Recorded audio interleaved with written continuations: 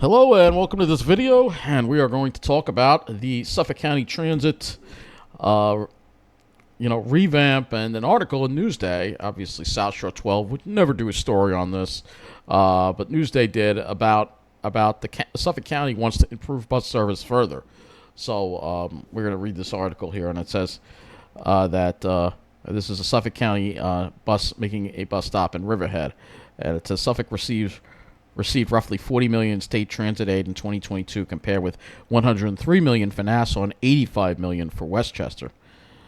So, 6 months after Suffolk County Transit underwent a drastic redesign that eliminated several routes but expanded service on the remaining lines, riders are delivering mixed reviews, and the county's top official says he needs more state funding to upgrade the bus system. On October 29th, after years of planning, Suffolk pulled the trigger on the plan that eliminated 14 of the county's 41 bus routes and redesigned other routes, including the elimination of some stops. At the time, county officials said the changes were an improvement for most bus routes because they increased frequency on the busiest lines, as well as expanded evening and weekend hours.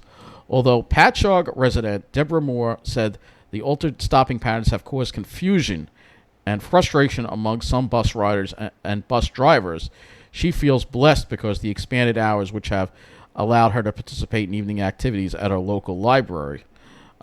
Previously, 6:30 was like my curfew. So, yeah, it's been great for Patchogue on the South Shore, obviously. But like I said, I've said before when I've spoken about this, I feel that a lot of the middle of the island areas are kind of left out. So, and the East End as well. So when they changed the time to 9:30, it was Christmas for me because I could go down to the library, said Moore, a retired nurse who said she's very independent but doesn't drive. So it says here, Suffolk County Transit underwent a major redesign 6 months ago, getting mixed reviews, with some praising the changes and others lamenting the loss of more than a dozen bus routes. Suffolk County Executive Edward P. Romaine, in a recent letter to Governor Kathy Hochul requesting increased transit aid, said the county's funding constraints are limiting its ability to effectively service residents. So you can see Ed Romaine really does care about people. I mean, what a difference from Steve Ballone. I mean, what a difference. So Romaine noted that despite having a greater population covering a larger geographical area, Suffolk County receives far less state funding for its bus system than Nassau or Westchester counties. However, transit systems in those counties carry about 6 times as many riders as Suffolk does, according to the federal data. Others are less bullish about the changes. West Babylon resident Corey Gilliam lost the N25. No, that's not the... I think that's a mistake, all right? I think they meant the S25. Route. That's what they meant, the S25 route.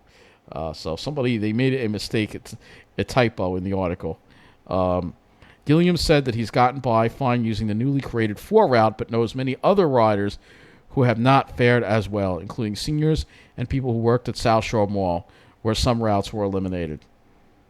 A lot of people lost their jobs, Gilliam, 34, said. The old way was better. They should reverse it back to the way it was. Well, I don't know if they should reverse it back to the way it was, but they definitely need to fix some of the problems that this redesign had. And so it says, in an interview Friday, Suffolk County Executive Edward P. Romaine agreed the redesigned bus system that he inherited from the previous county administration is struggling and blamed inadequate funding. He believes the changes, which were spearheaded by former County Executive Steve Ballone, were an attempt to do more with less. And I love what he says here. He says, I've been in government a long time. The only thing you do with less is less, said Romaine, who believes the county should be getting twice as much state aid as it currently does. If I got the funding, we would redesign this in a way that would be far more effective. And in Suffolk, it says, NYS Funding Limit service. So in an April 24th letter to Governor Kathy Hochul, Romaine made his case for a big boost in state aid, noting that although they have smaller populations and higher per capita incomes than Suffolk, both Nassau and County and Westchester County receive significantly higher government subsidies than his county does. According to his letter, Suffolk received roughly $40 million in state transit aid in 2022, compared with $103 million for Nassau and $85 million for Westchester. Meanwhile, Romaine said the $48.6 million that Suffolk puts in toward its bus budget is about twice what Westchester does and nearly 9 times as much as Nassau, which puts in about $5.5 million. So Suffolk has to go it alone a lot, basically, compared to, Nassau and Westchester, which ironically also have MetroCard, are integrated with the MTA system in some way, where Suffolk is not. Despite being the most populous suburban county in the downstate region, actually, that's very interesting. So Suffolk's actually has a bigger population than Nassau. It has a population of approximately 1.48 million, and having the largest geographic area, Suffolk County's transit system receives the least state funding, Romaine wrote. Suffolk County's current funding constraints limit the ability to effectively serve our residents. State transit aid allocations are based on ridership, and state officials pointed out that Suffolk County Transit carries far less riders than bus systems in Nassau and Westchester. Nassau's NYS carries about 59,000 riders each weekday, and that's quite a drop, too. Let's take a look. In fact, I'm going to Google it right here, and I'm pretty sure Long Island Bus, we're going to go MTA Long Island Bus ridership, and we'll see if we can find a quote on this here. Let's see if we can find it, because I'm pretty sure Long Island Bus carried a lot more ridership. Of course, there's no way we can get that information now. It's kind of been buried, but that's half of the. I'm pretty sure that's half of what Long Island Bus carried, because I'm pretty sure Long Island Bus carried about over 100,000 riders each day. I'm almost positive of it, and if I could find that document, hopefully you believe me. But you remember, and most people who've been following this know that Long Island. So NYS is carrying a lot less ridership, all right, because NYS has cut service, and when you cut service, you lose riders. Whereas Suffolk County wants to improve service and gain riders, all right. So and Westchester transports about 60,000 daily, which is still lower than it used to be, I think. Hochul's office did not respond to requests for comment on Romaine's letter, but in an email to Newsday pointed out Suffolk, like other New York counties, will get a 5.6% bump in transit operating aid in the recently adopted state budget to $46,076,300. So Suffolk will be getting a bump, but Romaine called Suffolk's relatively low ridership compared to other counties in the region a self-fulfilling prophecy. If Suffolk had the means to adequately expand and promote bus service, ridership would grow, Romaine said. Wow, he really gets it. So with increased state aid, Romaine said the county would put back some of the eliminated routes and improve connectivity to the LIRR. In his letter to Hochul, Romaine said the county would also add 50 microtransit vans to its fleet to enhance accessibility, build bus shelters, and also improve security, upgrade to electric buses. So he wants to improve the microtransit service. And Passengers United was also featured in this article. Charlton D'Souza, president of Passengers United, a nonprofit rider advocacy group, said there's another reason the state should step up its funding of Suffolk County Transit: the forthcoming congestion pricing plan. The MTA's Central Business District tolling program aims to get commuters out of cars by charging most vehicles an additional $15 for driving below 60th Street in Manhattan during peak hours. If state officials who pass congestion pricing into law want commuters to choose transit over driving, they need to improve access to public transportation in the suburbs. You're going to have a lot of residents who use the LIRR, but they're going to want bus service that connects to the railroad, more morning service, and more evening service. So I think the state budget should have included more funding for Suffolk County Transit. I think that's a necessity. D'Souza said his organization has heard mixed reviews since the system was overhauled, with some bus riders praising the addition of Saturday and Sunday service on routes that previously only operated on weekdays, but others unhappy their bus route was among those eliminated. A lot of riders have reached out to us, and they're telling us that they basically lost transportation service in areas they used to have it, especially the seniors. It's basically a longer walk to get to their bus stops, and that's an issue. And again, we're going to kind of point out what has been lost here on Suffolk County Transit, and we can go to the map here. And we'll go here.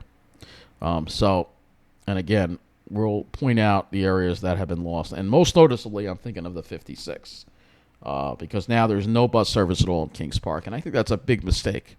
I really do. I really do. I really think that's a big, big mistake. Perhaps the 5 could have been rerouted to serve that area. I mean, instead of going this way, But honestly, I think they just need to bring back the 56. To be honest with you, that's what I think they need to do, or have some kind of micro transit area or something. That's what I think they need to do. And then, as far as the 58 goes, that I think needs to be every half an hour. I really do. But what I would do is I would put the 62 back to Hauppauge and have the 58 start at the mall, but have it run every half an hour instead. That's the other thing they need to do. The 58, I'm telling you, 58 is very crowded. They need half-hourly service on this route. I don't know why the 58 was passed over for half-hourly service. Was beyond me. There are a lot of, actually, since they've made these changes, the 58 is more crowded than ever. All right. So whether you want to have it start at Smith Haven Mall or not, is another story. But I could see the 62. Like I said, I think the 62 needs to be put back to Hauppauge, and the 58 should just begin at Smith Haven.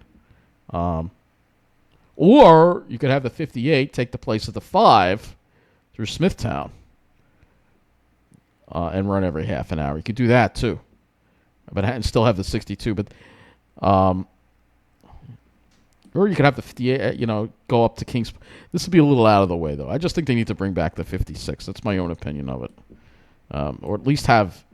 Maybe make this a micro-transit zone or something, just so people, there's a lot of senior developments in these areas where they need public transportation, all right? And there's nothing here. Even more outrageous is that this plan never brought any public transportation to this big Walmart over here. It's a big shopping center, mixed-use community over here, and there's no bus service here in I guess it's considered Gaphank or Upton, and there should be a bus that goes by here. So that's the other issue that we have. And then the last issue is the routing of the 58, which should be going down Route 58, not going down Route 25. So when we go to the map here, you'll see that the 58 takes Route 25, but most people are going to Tanger. I understand why they did this, to kind of speed it up, but you're skipping most of the ridership.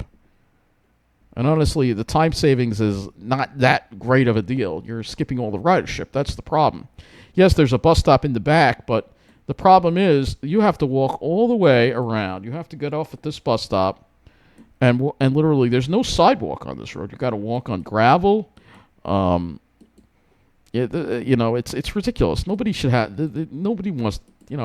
I know that there's the back of Tanger 2 is over here, and maybe if they had an entrance into the Tanger out right now, they just have this annoying fence. You can't walk. You got to walk all around. But still, that doesn't make any sense. I think it should. Or what you could do is you could have the 58 go and take Cromer Avenue to get to Old Country Road, so it skips some of the traffic over here. But still, you're going to have people going to this shopping center who want the bus. So honestly, I think the 58 needs to go back where it was. All right. And the other thing that this plan is there's still no S90. They cut the S90 years ago, and there was no proposal to bring it back. And I think that's a very important route. I mean, you're leaving West Hampton with no bus service, Spionk with no bus service, which is now a where they start the shuttle. Honestly, I think the S90 needs to come back. I think the 90 needs to come back. I think it needs to come back. Honestly. And then the other thing about this is that the 58, not the 92 is mostly hourly, and I think that should be every half an hour.